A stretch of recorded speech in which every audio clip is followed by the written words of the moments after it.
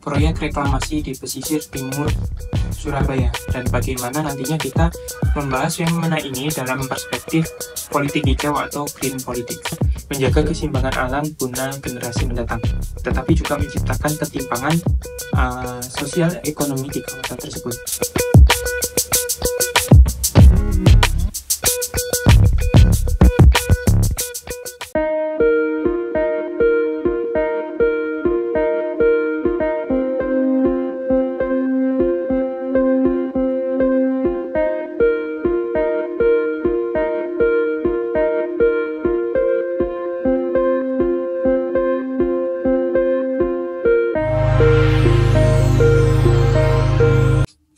Halo semuanya, perkenalkan saya Zanfirul Anam dari Prodi Ilmu Politik dengan NIM 174221108. Pada video kali ini saya akan membahas mengenai isu lingkungan yang terjadi di kota Surabaya. Kota Surabaya adalah kota metropolitan yang terus berkembang setiap tahunnya, namun di balik kemajuan dan juga perkembangannya ini ada tantangan besar dalam menjaga keseimbangan antara pembangunan dan juga pelestarian lingkungan. Nah, pada video kali ini saya akan membahas mengenai isu besar yang sedang hangat diperbincangkan pada bulan-bulan kemarin, yakni proyek reklamasi di pesisir timur Surabaya, dan bagaimana nantinya kita membahas fenomena ini dalam perspektif politik hijau atau green politics. Sebagai pusat ekonomi terbesar di Jawa Timur, Surabaya ini mengalami transformasi besar dan juga konsisten di tiap tahunnya. Namun, perkembangan pesat ini juga membawa tantangan baru ketika urbanisasi yang semakin cepat membutuhkan lebih banyak ruang untuk hunian, infrastruktur, dan kawasan komersial. Sayangnya kebutuhan ini sering berbenturan dengan upaya pelestarian lingkungan yang sedang dilakukan, apalagi contoh di wilayah pesisir. Pesisir Surabaya yang dulunya berfungsi sebagai benteng alami dari abrasi dan juga habitat mangrove, kini berada di ambang kehancuran. Kenapa pesisir itu begitu vital? Ekosistem pesisir ini bukan hanya mendukung keanekaragaman hayati, tetapi juga menjadi sumber hidup bagi banyak masyarakat lokal yang bergantung pada sumber daya alam yang tersedia. Proyek reklamasi kini menjadi topik hangat di Surabaya. Salah satu proyek besar mendapatkan perhatian dan juga ancaman dari warga sekitar, yaitu adalah Surabaya Waterfront Line, yang bertujuan untuk menciptakan kawasan baru yang modern. Namun proyek ini menyimpan dampak serius bagi lingkungan dan juga sosial, di mana Surabaya Waterfront Line ini mencakup pembangunan pulau buatan yang berada di pesisir Surabaya dan memicu adanya kontroversial dan juga perdebatan.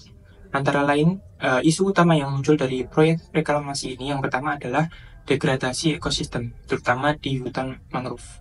Jadi kawasan pesisir Surabaya ini aslinya berfungsi sebagai penyaring alami limbah industri dari kawasan Mojokerto, Sidoarjo, Jombang, dan lain sebagainya. Nah, jika reklamasi ini tetap dilanjutkan, mungkin fungsi dari ekologis pesisir ini bisa hilang begitu saja tanpa adanya keberlanjutan.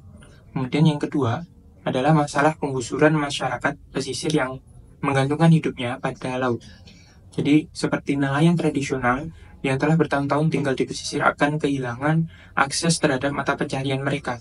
Mereka sangat bergantung pada keberlanjutan ekosistem yang terancam oleh proyek ini jika nanti benar-benar terrealisasi. Untuk menganalisis fenomena reklamasi ini, saya akan mengacu pada teori politik hijau yang berfokus pada 3 pilar utama. Yang pertama adalah keberlanjutan, yang kedua adalah keadilan sosial, dan yang ketiga adalah demokrasi partisipatif. Yang pertama, prinsip keberlanjutan, di mana proyek Waterfront Line ini mengedepankan konsep ekosentrisme, di mana keberlanjutan ekosistem menjadi prioritas utama mereka. Jadi, reklamasi pesisir Surabaya yang lebih mengutamakan pembangunan fisik dan juga ekonomi tanpa memperhatikan lagi kerusakan ekosistem laut yang akan terjadi nantinya. Nah, ini jelas bertentangan dengan apa yang disebut dengan prinsip keberlanjutan yang menekankan pentingnya menjaga keseimbangan alam guna generasi mendatang. Yang kedua adalah keadilan ekologis. Jadi, proyek reklamasi ini sangat merugikan banyak orang, terutama para nelayan tradisional yang sudah hidup bertahun-tahun di sana. Dan juga kebijakan ini justru lebih menguntungkan para investor besar dan juga mengabaikan hak masyarakat lokal untuk mengakses dan juga memanfaatkan sumber daya alam secara adil. Kemudian yang ketiga ada demokrasi partisipatif. Salah satu kritik terbesar dalam proyek ini adalah kurangnya keterlibatan masyarakat dalam pengambilan keputusan.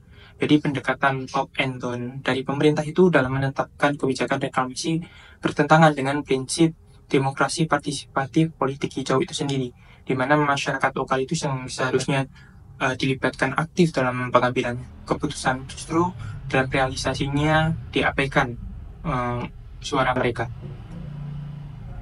Nah, jadi reklamasi ini juga menunjukkan wajah kapitalisme ekstraktif, di mana sumber daya alam dimanfaatkan hanya untuk kepentingan segelintir elit. Dalam konteks ini, proyek reklamasi di Surabaya bukan hanya masalah lingkungan saja, tetapi juga menciptakan ketimpangan sosial ekonomi di kawasan tersebut.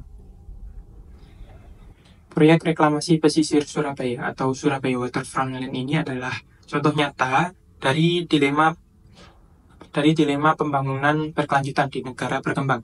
Jadi dari perspektif politik hijau tadi, kita melihat kegagalan dalam tata kelola lingkungan yang adil dan juga berkelanjutan. Namun ini juga mengajarkan kita semua untuk lebih mengerti pentingnya keseimbangan antara pembangunan dan juga pelestarian alam dalam sebuah negara. Sebagai penutup, saya ingin mengajak kita semua untuk lebih melihat lagi dan juga lebih peduli terhadap lingkungan. Bukan hanya untuk diri kita sendiri, tetapi juga untuk generasi yang akan datang nantinya. Nah, karena apa? Karena pembangunan yang baik adalah pembangunan yang tidak merusak, tetapi memperkaya kehidupan kita dan juga ekosistem yang kita miliki saat ini. Mari kita bersama-sama menjadi bagian dari solusi untuk masa depan yang lebih baik dan juga ceria. Saya ucapkan terima kasih dan sampai jumpa di video selanjutnya.